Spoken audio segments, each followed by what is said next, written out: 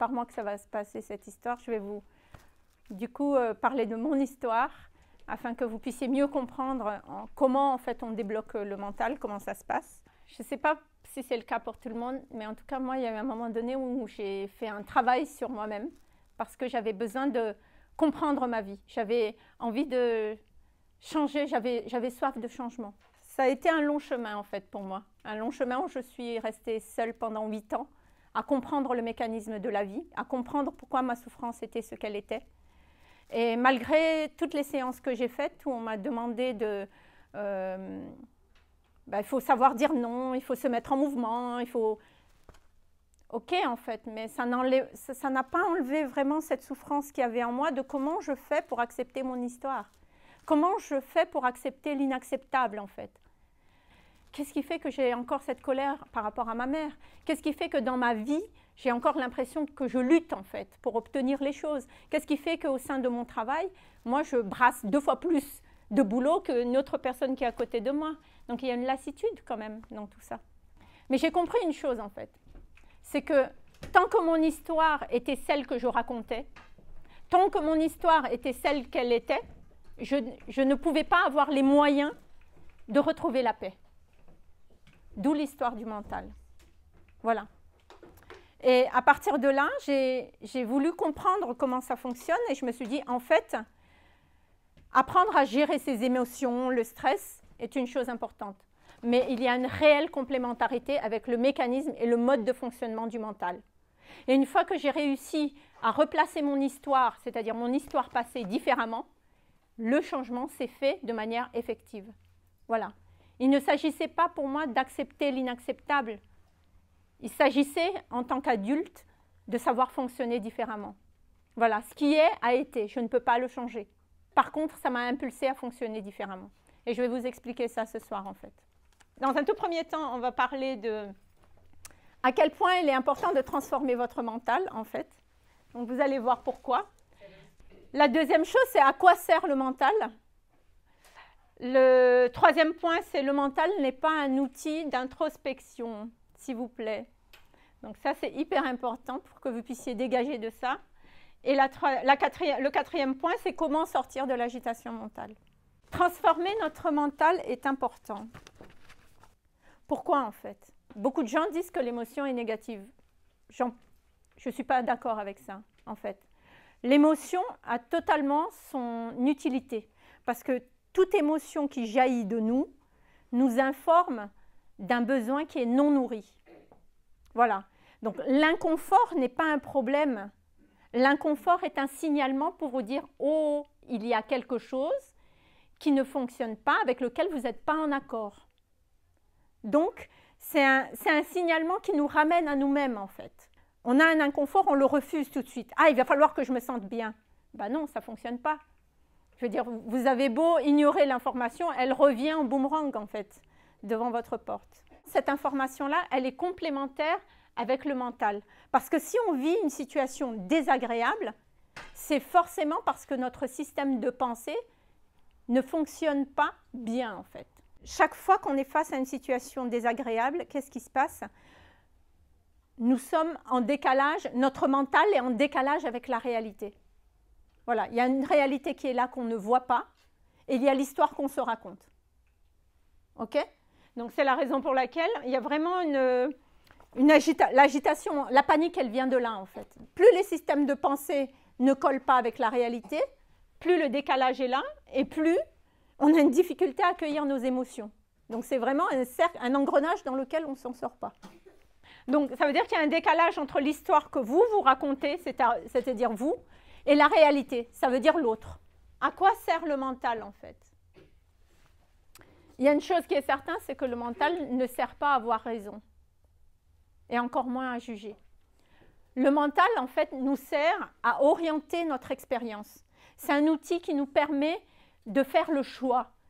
Ça nous permet de faire vivre notre libre arbitre. C'est à ça qu'il sert. Donc, moi, j'aime beaucoup, en fait, Grégory Montumbo, je ne sais pas si vous le connaissez, qui a écrit ceci dans son livre, c'est que le mental est un ordinateur doté d'une mémoire vivante, parce que la mémoire vivante, en fait, récolte l'information qu'on capte avec les 5 sens.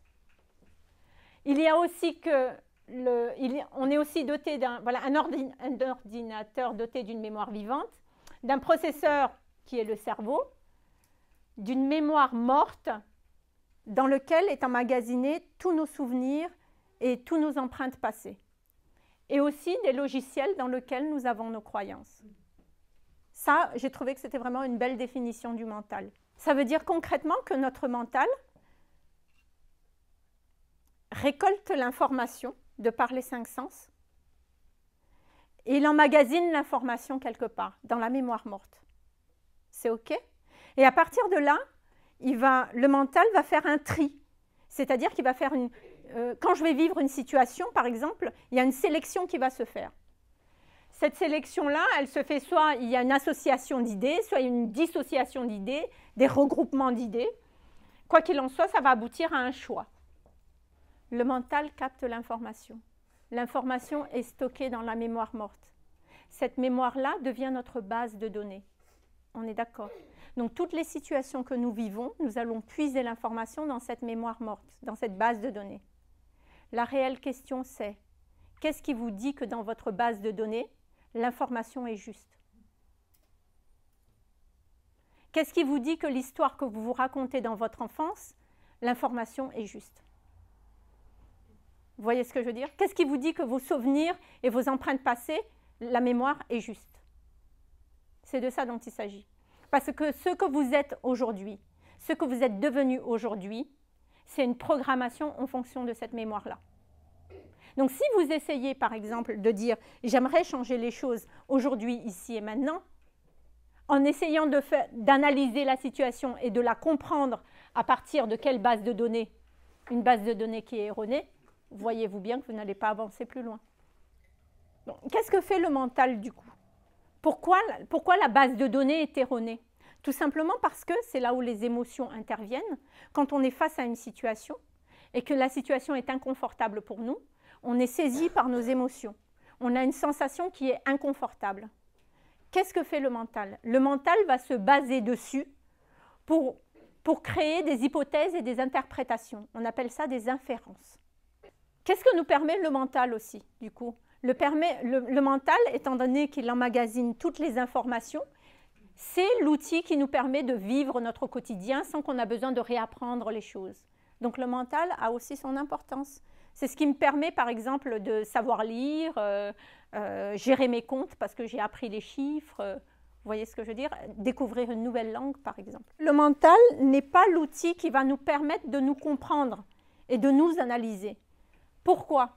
Pour revenir à ce que j'ai dit tout à l'heure, parce que rien ne vous dit, parce que le mental, il a ce mécanisme-là.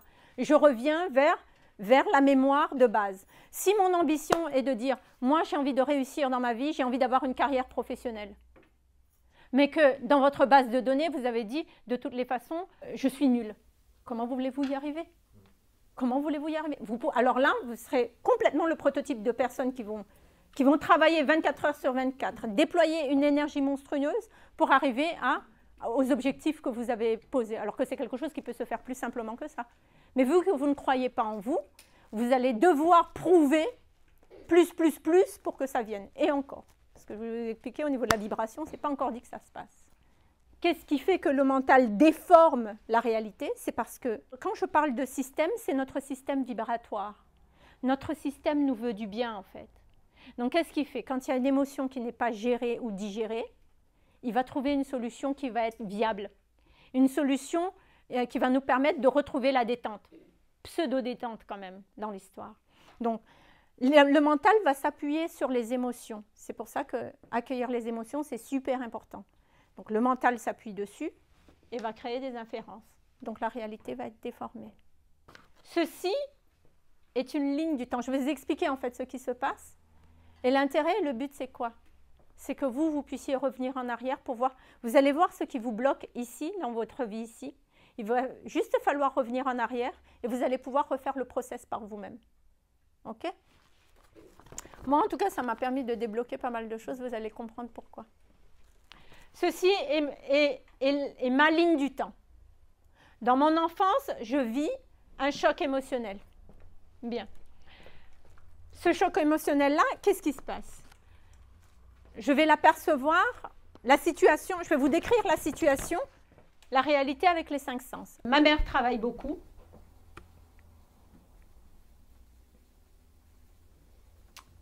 Ok, ma mère travaille beaucoup, elle n'a pas le temps de s'occuper de moi. On est d'accord? Elle est fatiguée. Elle aime beaucoup mon frère parce que bien forcément le DIP se vit hein, entre eux. Donc il y a une préférence qui se fait pour mon frère, c'était flagrant. Et je vois que mes parents, en fait, ben, ça ne va pas du tout. Ça, c'est la réalité, le décor en fait. Donc quand je réclame de l'attention à ma mère, elle m'envoie dans les tours. Voilà, je n'ai pas le temps. Donc la réalité dans les 5 sens éveille forcément une émotion chez moi.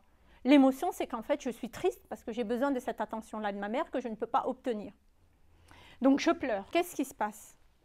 À cet instant-là, je n'ai absolument aucun espace pour exprimer mes émotions. Très vite, ma mère, elle me dit « tais-toi, arrête, tais-toi. Moi, je suis fatiguée, je n'ai pas le temps. Arrête de bouder, arrête de faire la difficile. De toutes les façons, tu es compliquée. » Voilà ce que j'obtiens. Ça veut dire que l'émotion que j'ai ici, à cet instant-là, n'est absolument pas accueillie. Donc, je n'ai aucun moyen pour digérer cette déflagration émotionnelle. Mon système dit, c'est pas grave, c'est pas grave. On va t'amener une réalité qui est possible à vivre pour toi, possible. Une réalité qui va te conforter, en fait. Nickel. Le mental prend l'histoire en charge. Et bien, ok, face à cette incompréhension, en fait, parce que quel sentiment d'injustice, quoi. Je ne comprends pas qu'est-ce qui se passe. Et je n'arrive pas à comprendre la situation, simple. Je n'ai pas le discernement non plus pour voir la réalité en tant qu'adulte, donc je suis un enfant à ce moment-là. Le mental, à ce moment-là, va faire une inférence, une interprétation de la situation. Qu'est-ce qu'elle va interpréter ici? Elle va interpréter la situation de « je suis rejetée ». Je suis rejetée par ma mère. La deuxième interprétation que je vais faire, c'est « je ne suis pas digne d'être aimée ». Et ça va devenir ma nouvelle réalité. C'est-à-dire que la réalité de base a été déformée par mon mental. Et je vais construire ma vie à partir de cette nouvelle réalité-là que je ne suis pas digne d'être aimée, je suis quelqu'un de compliqué et je suis rejetée. Voilà le terreau dans lequel je suis. Donc j'ai beau être une belle graine, ou vous avez beau être une belle graine, si vous êtes dans un terreau de merde, vous êtes dans un terreau de merde. Excusez-moi le terme, hein, mais vraiment. Hein. Donc il va falloir, l'objectif là, c'est que vous changez de terreau pour produire le fruit que vous voulez. Que ce soit de manière personnelle, que ce soit de manière professionnelle, que ce soit de manière familiale. C'est la même chose. On parle de la même chose en fait, c'est le même mécanisme. Quelles sont les conséquences de manière concrète? Armelle en fait va devenir quelqu'un de perfectionniste. C'est-à-dire que moi, je vais devenir une machine de guerre. Il va falloir, parce que mon but c'est quoi? C'est d'être aimée. Donc il va falloir que je sois vraiment parfaite pour obtenir cette reconnaissance. Je voulais être une danseuse de salsa. Je pouvais juste être danseuse de salsa. Pourquoi je ne me suis pas foutu la paix? Non, je voulais être la meilleure. Il fallait absolument que je sois la danseuse de la région. Je me suis fatiguée de moi-même. Vraiment. Je voulais être prof de salsa. Je ne voulais pas être juste une prof. Il fallait que je sois la meilleure prof. Pour obtenir quoi? C'était juste le symbole du gouffre, de ce besoin de reconnaissance, de ce besoin d'être aimé, puis d'exister en fait.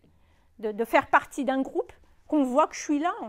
Et c'est hyper fatigant de fonctionner comme ça à un moment donné. Donc ça, c'est les conséquences concrètes dans la vie au quotidien. Et surtout, en fait, Armelle, elle donne beaucoup. Beaucoup, beaucoup, beaucoup. Mais pour recevoir, ça, c'est une autre paire de manches. Je ne sais pas, puisque je n'ai pas appris à recevoir. Tout est magnétique. C'est-à-dire que selon l'énergie dans laquelle je vais être, je vais plus ou moins vivre certaines situations. Je vais plus ou moins créer et attirer certaines situations à moi ou certaines personnes à moi. Il y a une expression d'ailleurs qui dit dis-moi qui tu fréquentes et je te dirai qui tu es. Véridique, hein. Franchement, ça marche tellement bien. Parce que du coup, on voit tout de suite la vibration, dans quelle vibration est la personne, quoi. Donc ça veut dire que cette blessure non résolue, de toutes les façons, va être reconduite jusqu'à ce que la résolution soit faite dans votre vie. Et elle va être reconduite dans tous les domaines jusqu'à ce que vous compreniez qu'il y a une prise en charge à faire. Donc là, dans l'enfance, il y a une émotion qui est non accueillie. avec une sensation d'inconfort. Le mental prend le relais, fait une inférence. La réalité est déformée. Votre histoire est déjà erronée à la base. Donc, ça nous montre aussi cette différence, en fait, entre notre passé et notre histoire. Donc, on parle beaucoup de « oui, c'est mon histoire ». Non, c'est ton histoire, mais ce n'est pas ton passé. C'est différent. Ton passé, c'est ce qui s'est passé en réalité. En réalité, on ne peut même pas mémoriser tout notre passé, à vrai dire. Notre mémoire a fait la sélection selon les émotions que nous avons vécues. Et selon les émotions que nous avons vécues, notre mental a fait des interprétations. C'est-à-dire qu'au lieu de... Mon histoire, en fait, c'est que je ne peux pas dire que je suis rejetée. Je veux dire, on ne m'a pas mis à la rue. C'est pas vrai, en fait. Mon mental a enregistré « je suis rejetée ». En réalité, je ne suis pas rejetée. J'ai un sentiment de rejet. C'est pas pareil. Okay. Je peux dire « je ne suis pas digne d'être aimée ». C'est ce que mon mental m'a dit. En réalité, l'être humain que je suis, comme tout être humain que nous sommes, est digne d'être aimé. C'est faux, en fait. Mais c'est une réalité que j'ai posée à un moment donné. Je suis un enfant terrible, je suis compliquée. Ce n'est pas que je suis compliquée, je suis unique, différente. Mais quand je reviens en arrière et que je me suis dit, en fait, moi, je suis juste unique, différente, et que j'ai vraiment eu le sentiment d'être seule, le sentiment de ne pas faire partie d'eux et à quel point ça m'attriste, je ne construis pas mon présent, je construis mon présent différemment. C'est-à-dire qu'au lieu d'être en guerre avec ce qui s'est passé et en guerre avec ce que je vais vivre, je vais plutôt dire, ok, à partir d'aujourd'hui, il est important pour moi, et ça c'est vrai, d'être avec des gens qui ont de la considération pour ma personne. Le respect de moi-même va s'installer. Mais je ne vais pas être en lutte et en guerre ou déployer tout pour qu'on m'aime. C'est pas pareil. C'est pas la même vie, en fait. Aujourd'hui, qu'est-ce que je fais? Je fais quelque chose qui anime mon cœur, en fait. Je fais ce que j'aime. La différence, c'est quoi? C'est que je n'ai pas de pression. Ici, j'ai la pression de l'attente du retour de l'autre, parce que j'en ai souffert. Et ici, en fait, j'attends rien. Je suis Armelle et je suis fière de faire du Armelle. Et en fait, étant donné que je n'attends rien, eh bien, regardez comme vous êtes assez nombreux ce soir. Donc, c'est vous dire que, en fait, la notion de l'action qu'on pose, n'est pas une question de quantité, c'est une question de vibration. Mais la vibration, c'est l'histoire que vous avez de manière sous-jacente. Qu'est-ce qui se passe, en fait? Parce que je vous dis justement que là, de toutes les façons, vu que tout est vibration, l'expérience va être reconduite. C'est-à-dire que vous avez un taux une déflagration émotionnelle, par exemple, qui s'est emmagasinée dans vos cellules, qui est de 1000, d'une quantité de 1000. Il va falloir, en fait, tant que vous n'auriez pas accueilli ces 1000, cette quantité de 1000, la situation va être reconduite. Donc, ça va se reconduire dans un manque de reconnaissance au travail, une dispute avec une amie qu'on aime beaucoup et qui ne veut pas de nous, une soirée qui s'organise et on ne nous appelle pas, des petites choses comme ça, quoi. Dans lequel l'émotion va rejaillir, ici et maintenant, où c'est une invitation, en fait. Une invitation à accueillir et à dissoudre. Par exemple, moi, j'ai eu un père alcoolique. Je vais dans une soirée, dès lors que je vois quelqu'un qui part un tout petit peu, moi, c'est terminé. Moi, c'est mon père que je vois en face. L'histoire s'écroule pour moi. Mais si je reviens dans le réel, où est le problème, Armelle? Où est le problème? Cette personne est libre de faire sa vie. C'est pas ton père. Où est le problème? Sauf que moi, je suis dans une autre réalité, puisque à cet instant où mon émotion rejaillit, j'ai branché une réalité qui n'existe pas en plus, qui est erronée. On est d'accord? Dans lequel j'associe l'alcoolisme avec la violence. Donc moi, je me sens déjà en insécurité. J'ai déjà les os qui tremblent. Ben non, c'est la réalité de mon père. Mais ce n'est pas la réalité avec cette personne-là. Ça veut dire que cette situation-là, on aura tendance à quoi? À la généraliser, en fait. Dans toutes les situations qu'on va rencontrer. Voilà. Donc, c'est un cercle vicieux. Donc, l'inconfort devient de plus en plus fort, ça c'est clair. Et ensuite, qu'est-ce qu'il fait? Notre système, en fait, il va essayer de comprendre. Donc, comment sortir de l'agitation mentale? Donc, on a dit l'agitation mentale, on a un décalage, donc ça c'est OK. En fait, qu'est-ce qui se passe généralement? Je vais projeter ma mémoire sur la réalité. Donc, qu'est-ce qui va se passer? je vais vouloir attendre que l'autre fasse ce que moi je veux. Je vais attendre que lui, je veux vouloir changer l'autre. Ça ne vous parle pas, ça? Hein? On y est ou pas, là, en fait? Ouais, c'est ça? D'accord. Ça veut dire que votre mental, ici, il a déjà projeté le truc sur l'autre. Vous n'entendez plus l'autre, c'est terminé. Il a beau dire les choses, ça ne sert à rien. Vous ne voyez plus rien, en fait. Vous ne voyez que vous. La première chose, c'est accepter de voir la réalité telle qu'elle est. Toute réflexion que vous avez besoin d'avoir doit partir, je dis doit parce que c'est ça, de la réalité. Qu'est-ce qui se passe concrètement? Mais pour voir la réalité, vous allez utiliser un outil, vos sensations, c'est-à-dire les 5 sens. Simple. Posez-vous la question. Qu'est-ce qu'il me dit? Qu'est-ce qu'il me dit? Qu'est-ce que j'entends en fait? Et je ne déforme pas les mots. Il dit, j'ai pas le temps de te voir, ça ne veut pas dire que je ne t'aime pas. C'est pas pareil. On est d'accord? C'est pas pareil. Voilà. Donc, voyez ce qui est dit. C'est-à-dire, je vois avec mes 5 sens. Qu'est-ce que je vois, en fait? Qu'est-ce que j'entends? Qu'est-ce que je goûte, vraiment? C'est quoi les 5 sens, déjà? Qu'est-ce que je touche et qu'est-ce que je sens? On est nickel? Je suis face à une situation, je dis ça. C'est toujours, je suis face à un client, moi c'est un patient, je suis face à un patient, ok? Et le patient me dit, ou un contrat, d'ailleurs, vous qui avez des contrats ici, on ne vous rappelle pas. Ah, ça vous parle, hein? C'est ça, je ne suis pas compétente, c'est vrai, je ne suis pas compétente, j'en fais pas assez, je travaille peut-être mal, on se remet en question, on bouge ce qui a été parfait, puis on les rebouge après. Et en réalité, non, c'est juste, si la situation elle est comme ça et que j'ai un doute, la première question, c'est, je vais demander.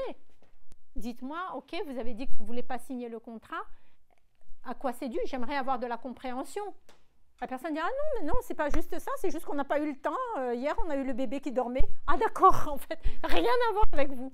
Donc, la seule réalité qu'il y a, c'est celle que vous allez récupérer avec les 5 sens. Vous allez être déjà dans un état d'observation. Et c'est à partir de là que vous allez cheminer. Je n'interprète pas. Je ne suppose pas quoi que ce soit que je n'ai pas entendu, que je n'ai pas vu. Il n'y a rien de réel, en fait, dans ce que vous dites. Je passe mon temps avec mes patients à leur dire, c'est ce qu'il a dit. Est-ce que tu as vu ça? Non. Alors, c'est une supposition. C'est vrai. D'accord. Maintenant, à partir d'aujourd'hui, je souhaite que vous sortez de cet endroit en disant, avant que je me dise quoi que ce soit, je regarde. J'utilise mes 5 sens. Et si je ne comprends pas, je pose des questions pour avoir l'information. C'est aussi simple que ça. Donc, qu'est-ce que je gagne? Je gagne de la lucidité et je gagne de l'objectivité dans ce que je suis en train de vivre.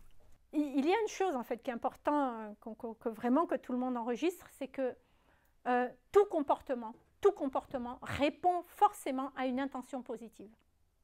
Si la personne ne veut pas te dire les choses, c'est qu'il y a une intention positive derrière. C'est tout. Pardon? Ah, génial. Je vais vous choper alors, direct. Est-ce que vous pensez que vous, parce qu'on va parler de la conscience du coup, parce que accepter la réalité telle qu'elle est, c'est d'une part être observateur à travers les 5 sens pour récolter l'information, mais aussi y mettre de la conscience. L'antidote au mental, c'est la conscience. Pourquoi en fait? J'ai adoré votre réaction, oh là là, trop bien. Pourquoi? Alors c'est assez drôle de voir que pour vous, l'autre n'a pas forcément des intentions positives fondées, mais vous, oui, par contre. Non, parce que moi, quand je dis les choses, quand même, moi, je sais pourquoi je dis ça, mais lui, non. Pourquoi lui, non? Je veux dire, si vous êtes dans la liberté d'avoir votre réalité et que vous avez envie de l'exploiter ou le dire comme vous voulez, pourquoi l'autre ne l'a pas? On est OK? Donc la conscience, c'est quoi en fait? La conscience, c'est l'ouverture du cœur, que la personne en face de vous, là, il n'est pas à votre service. La conscience, c'est avoir le cœur ouvert, d'accueillir l'autre avec sa réalité. L'autre, il a sa réalité. Personne ne pose quelque chose par hasard. Et d'ailleurs, si vous voulez avoir des réponses, Pas de supposition, s'il vous plaît. Posez la question. Vous auriez la réponse. Si la personne ne donne pas la réponse, la réalité, c'est que, ici et maintenant, j'ai en face de moi quelqu'un qui ne sait pas. Eh bien, c'est OK. Donc, ça veut dire que vous, votre instant de doute, vous le gérez vous. Vous n'allez pas lui demander d'apporter des réponses que lui-même, ici, moi, je ne sais pas. Donc, je gère mon doute moi-même. Voilà. Et je rentre dans la communication. Mais à aucun moment, si vous voulez vivre une relation de manière harmonieuse, que ce soit professionnelle ou personnelle, il est hyper important, d'une part, d'être vraiment avec le réel. Et en même temps, d'ouvrir la conscience, parce que quand j'ouvre ma conscience, je tiens compte de la réalité de l'autre. Je ne veux pas changer l'autre, en fait. Je prends en compte la réalité de l'autre et c'est à partir de là que moi, je vais faire le mouvement. Je vais vous donner un exemple. C'est l'exemple d'une personne, du coup, qui rencontre quelqu'un et le jeune homme, il n'est pas disponible. Il n'est pas vraiment disponible. Pourquoi? Parce qu'il est occupé à vivre sa vie. Il a le sport, il a les copains, il a tout ça. Et au final, vous arrivez en fin de liste. D'accord? Et à partir de là, la réalité, elle est là. Hein, elle est là. Quand moi, je suis en face de cette réalité-là, qu'est-ce que je me dis? Je me dis, OK, la personne n'est pas disponible. Quel est le choix que je fais? Et c'est ce qu'on va parler après, en fait. Je vais faire un choix. Mais si je fais le choix de rester avec lui, je ne vais pas lui reprocher que moi, j'ai fait le choix de ne pas me respecter. Je ne vais pas lui reprocher de faire le choix que moi, j'ai fait le choix de ne pas me prendre en considération. On est OK quand même. Donc, ça nous amène vraiment à, si j'ai envie de garder mon cœur ouvert dans une relation, quelle qu'elle soit, en fait, ça me demande d'être dans la conscience, de laisser cet espace pour l'autre et accepter de voir où la personne en est.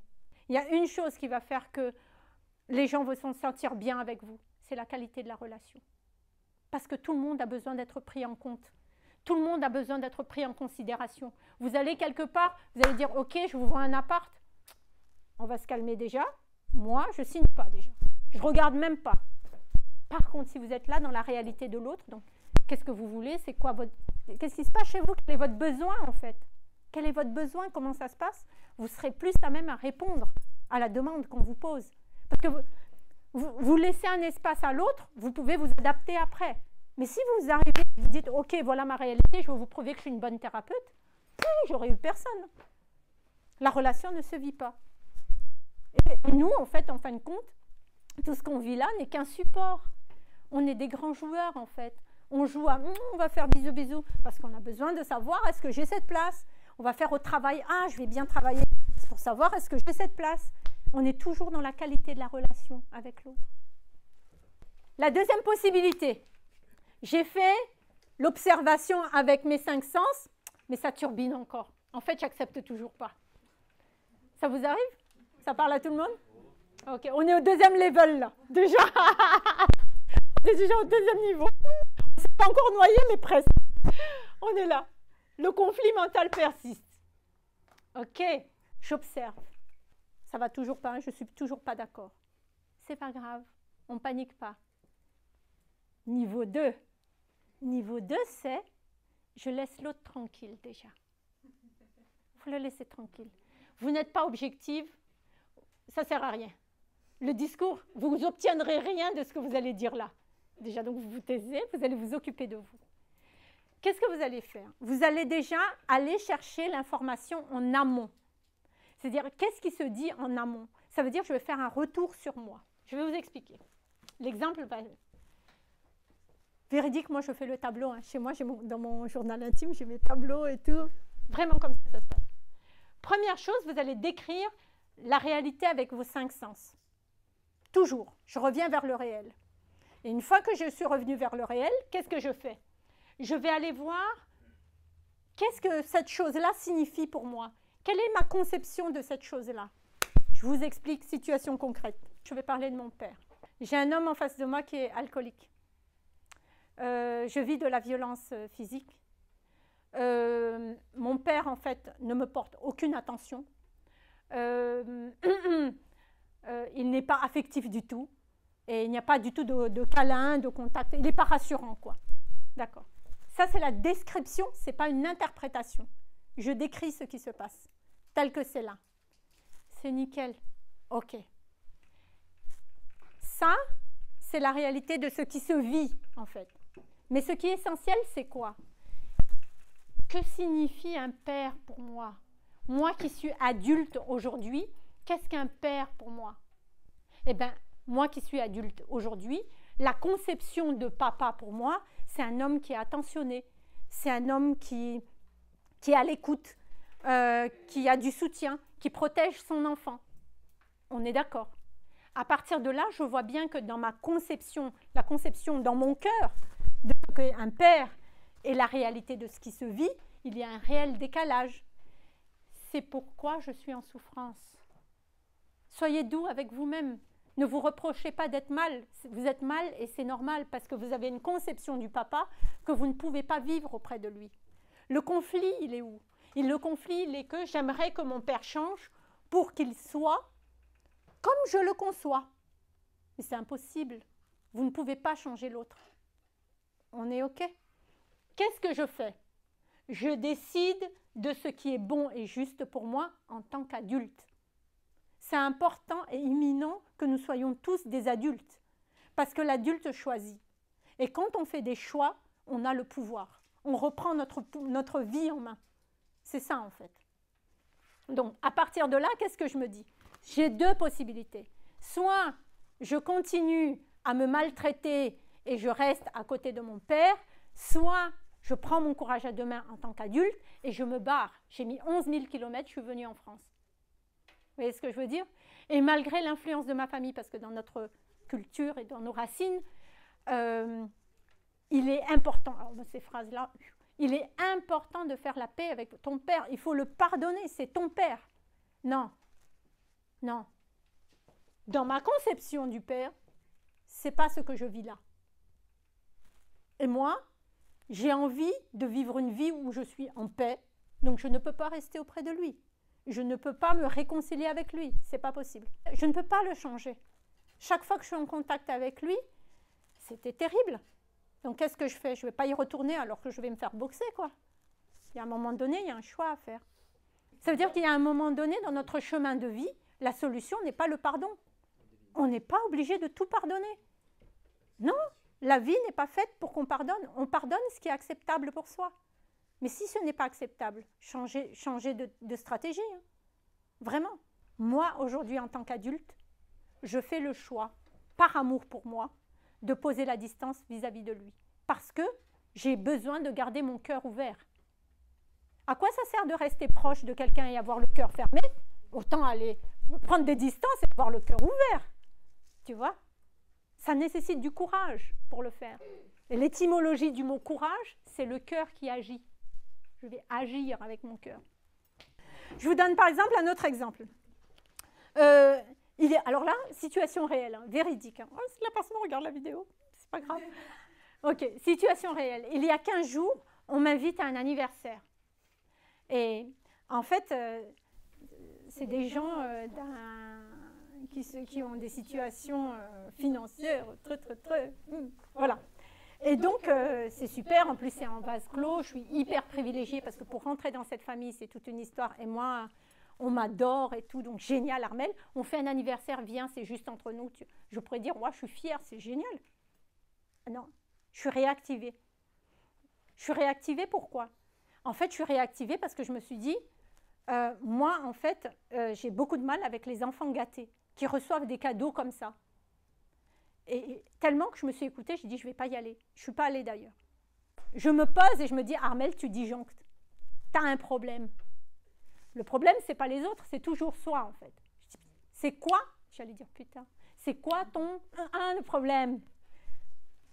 Je fais ma case. Je me rends compte, je décris qu'en fait, la petite, elle reçoit des cadeaux, qu'elle a demandé, qu'elle n'a pas demandé. Et je me dis, que signifie recevoir pour Armelle? J'ai pris mes Kleenex. Et là, j'ai pleuré. J'avais besoin de pleurer, en fait, mon histoire. Et je me suis rendu compte que quand j'ai écrit, recevoir pour Armelle, c'est mériter. Je reçois que quand je mérite. Et c'est ça qui me touche chez la personne, en fait, parce qu'elle, elle reçoit, elle n'a rien demandé. Et je me dis, waouh, super. Donc, après les larmes, j'ai fait, wow, magnifique. Merci pour cet inconfort. Merci pour cette émotion parce que je viens de comprendre un truc extraordinaire, c'est qu'aujourd'hui, je vais m'autoriser à recevoir pour rien, sans que je mérite, mais juste cadeau pour cadeau, quoi. Génial. Après, vu que moi, je sais travailler sur ma vibration et tout, j'ai implanté ça dans ma vibration, trop génial, je reçois. Donc c'est nickel, et là, quand je reçois, je fais trop bien, Armelle, c'est génial. Une autre situation possible, je vais peut-être rencontrer quelqu'un, ou je vis avec quelqu'un, et il se trouve que la personne qui je choisis, option, comme exemple, la personne ne sait pas ce qu'il veut, il ne le dit pas forcément, mais quand même, il m'apprécie bien. Donc, je fais la liste. Il est disponible, mais pas totalement. Et j'écris tout ça. Voilà, ça c'est la relation qui se vit entre lui et moi. C'est OK, une fois que j'ai décrit les 5 sens, je reviens vers quelle est ma conception de la relation ici et maintenant. Qu'est-ce que je veux en fait comme relation ici et maintenant? Et c'est à partir de là que ma décision va se prendre. Est-ce que je suis bien avec lui? Est-ce que ce qu'il m'apporte convient et me convient en fait? Mais il faut revenir à la base de qu'est-ce que je veux moi en réalité. Est-ce que je veux une relation de couple? Est-ce que je veux juste une relation juste comme ça, comme j'appelle ça un petit 4 heures? Est-ce que je veux une relation d'amitié? Eh oui, il faut dire ce qui est. Hein. Voilà. Donc, tout dépend de ce qu'on veut. Tu prends les 4, par exemple, les 3 premiers points qui sont non négociables dans ce que tu as envie de vivre. Et tu vas voir que tu vas vite faire les recoupements. La situation numéro 3, en fait, c'est que vous voyez qu'il y a une situation inconfortable qui revient en boucle, ou une émotion qui revient en boucle. Vous avez beau faire observer avec les 5 sens, vous avez beau faire les recoupements, c'est toujours là. On est d'accord? À ce moment-là, je vous conseille de déprogrammer. Parce que ça prouve qu'il y a quelque chose de beaucoup plus profond derrière. Il faut revenir dans quel est le premier souvenir dans le passé, en fait, qui fait que... Même si vous avez une résistance au travail, hein, dans le monde professionnel, c'est la même chose. Vous revenez où est-ce qu'il y a un frein, en fait, dans votre personnalité. Donc, vous revenez dans les 5 sens, la situation, les émotions, et l'histoire que... les inférences, les interprétations qui ont été faites. Être heureux, ça s'apprend, quoi. Le malheur est un choix et le bonheur est un choix aussi. Donc, ça va vous demander de vous prendre en main vraiment.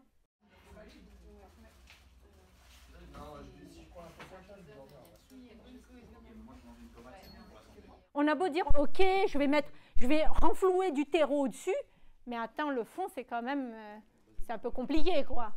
Je crois que jamais j'aurais espéré être là où j'en suis aujourd'hui. Je me suis dit, ouais, il va falloir du temps, en fait, avant d'en arriver là. C'est une belle croyance, déjà, je vous dis, parce que la réussite n'attend pas à ce que... Voilà. Oui, je bosse, c'est vrai. Par contre, tout ce que je mets en place fleurit. Voilà, tout ce que je mets en place fleurit.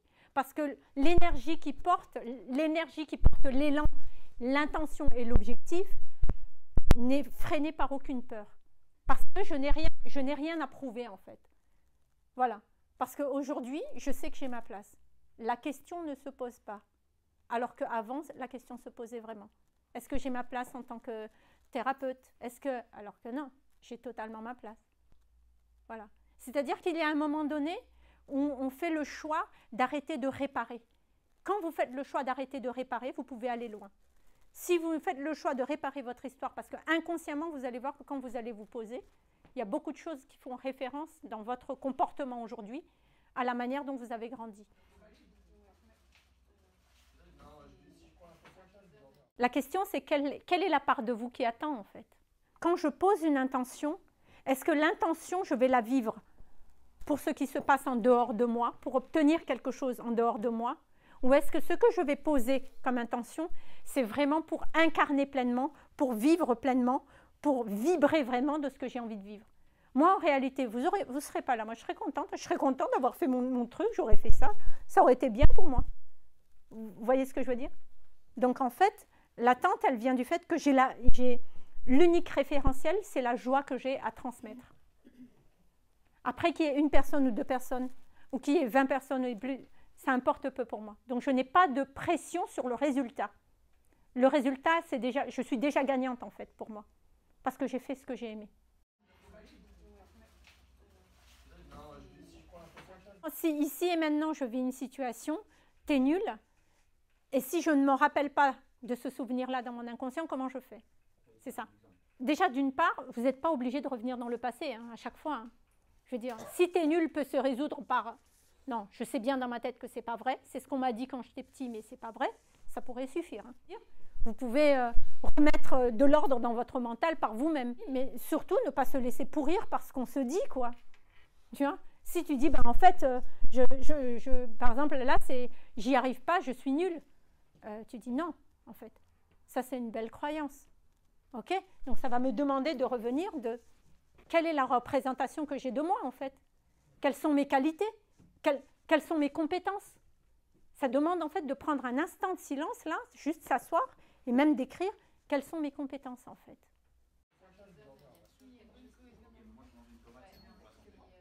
Il y a une chose, en fait, que je dis aux gens, si vous ne savez pas, demandez à des gens que vous aimez vraiment, des gens de confiance, des gens vraiment qui sont tout pleins de bienveillance pour vous.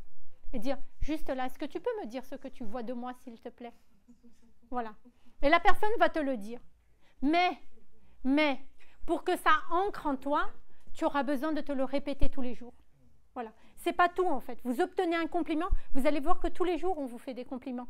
Vous ne l'ancrez pas. Vous ne l'ancrez pas. Ça passe tout seul. « Oh, merci, c'est super !» La seconde d'après, c'est terminé. Et on recherche un autre compliment. Non. Il vient me faire un compliment, il me dit merci. Bah, moi, je dis, waouh, je suis une bonasse, quoi, c'est génial. Je rentre chez moi, je fais, Armelle, waouh, t'es de la bombe atomique, quoi, la thérapeute que tu es. Mais bien sûr que je vais venir me dire ça. Le lendemain, je me réveille, je vais encore me rappeler ce qu'il va me dire là. Pourquoi? Parce que j'ai envie de prendre confiance en moi. C'est une envie. Donc, je vais aller chercher l'information. Je vais me rappeler de ce que Cédric m'a dit pour me dire, oh, trop bien, trop bien. Et si à un moment donné, j'ai une baisse de morale, je me rappelle de Cédric qui m'a dit là, et je me dis, oh là là, là là, là là, là là, mais enfin, Armelle, c'est ça. Non, mais soyons généreux de compliments. Soyons généreux de compliments.